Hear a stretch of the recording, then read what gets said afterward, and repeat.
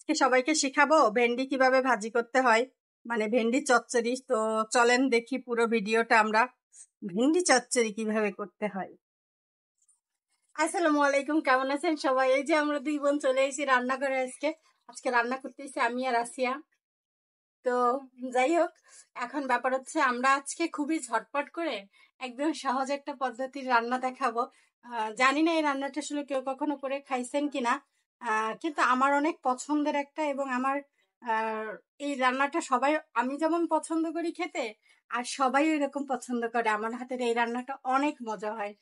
তো এই দেখেন, আমাদের এইটার ভিতরে আমরা আহ, উম, মানে হচ্ছে কি, এই দুই ভাগ করে ভেন্ডিটাকে কেটে নিয়েছি। তারপরে পেঁয়াজ কুচি করে দিয়েছি, জিরে বেটে দিয়েছি, তারপরে রসুন কুচি দিয়েছি, কাঁচামরিচ, এগুলো সব একসাথে দিয়ে দিয়েছি। দিয়ে এখন এবার হচ্ছে যে চুলোটাকে অন করে দিলাম। এখন এটার সাথে একটুখানি আমরা এটার সাথে একটু অ্যাড করব হলো আদা বাটাটা। আমি দেই নাই আদাটা, কই একটু আদাটা দিয়ে দিয়েছেন? ঠিক আছে, অসুবিধা নেই, হয়ে গেছে। তো এটার সাথে আমরা এই যে আদা বাটাটা দিয়ে দিলাম।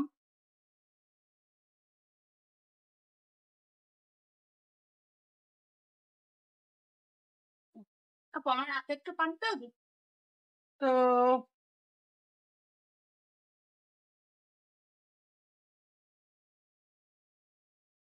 এসেছে না? এখন এই যে আদা বাটা, আদা বাটা তো আস্তে আস্তে হয়ে যাবে। এই রান্নাটায় এই রান্নাটায় আমরা হচ্ছে বেশি একটা পানি ব্যবহার করব না, অল্প একটু পানি দিয়ে এই রান্নাটা হয়ে যাবে। এখন আমি আরেকটা জিনিস দিতে আমার মনে নাই, সেটা হলো আমরা কিছুটা শুকনো মরিচ দিই। শুকনো মরিচটা হলো এই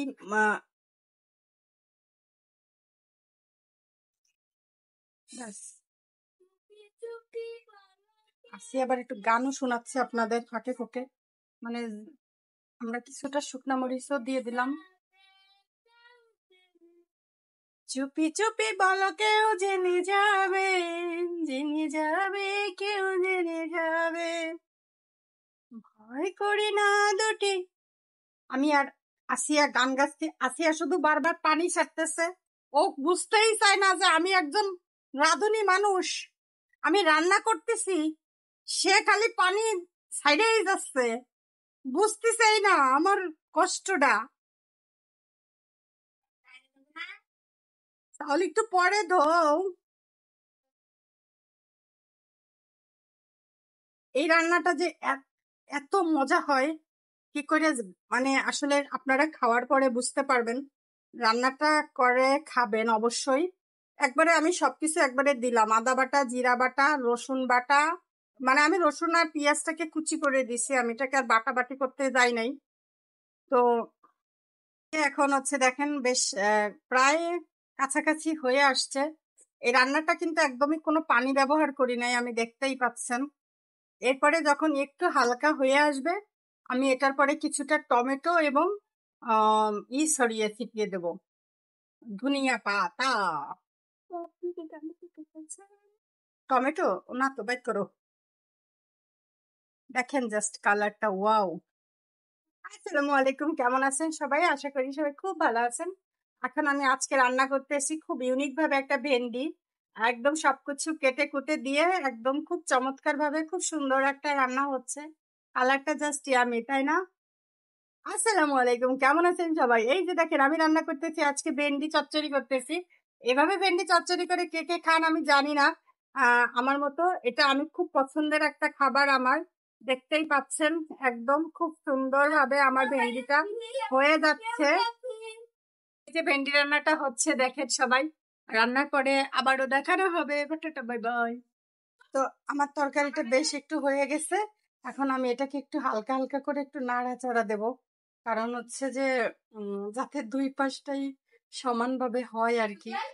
তারপর এটাকে একদম মানে পানি কেন দিই না, এই যে পানি দেখছেন ভেন্ডি থেকে পানিটা কিন্তু বের হয়েছে, কারণ এই যে টমেটো দেওয়ার কারণে পানিটা একটু বেশি বের হয়ে গেছে।